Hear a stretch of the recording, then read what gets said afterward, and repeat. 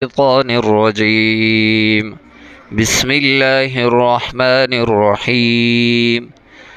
يوصيكم الله في أولادكم للذكر مثل حظ الأنثيين، فإن كن نساء فوق 2 فلهن ثلثا ما ترك، وإن كانت واحدة فلها النصف، ولأبويه لكل واحد منهما السدس مما ترك إن كان له ولد، فإن لم يكن له ولد وورثه أبواه فلأمه الثلث، فإن كان له إخوة فلأمه السدس من بعد وصية يوصي بها أو دين.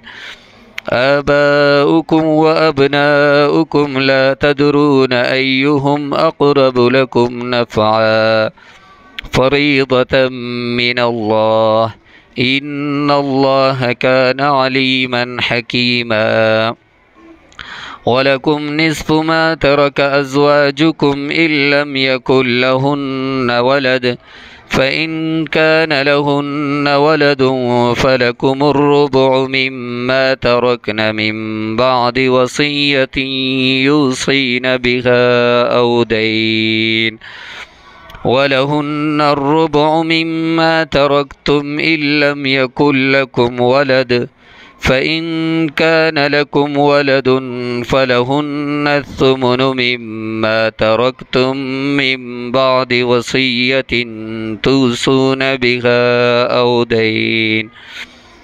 وإن كان رجل يورث كلالة أو امرأة وله أخ أو أخت فلكل واحد منهما السدس، فإن كانوا أكثر من ذلك فهم شركاء في الثلث من بعد وصية يوصى بها أو دين غير مضار، وصية من الله، والله عليم حكيم، والله عليم حليم.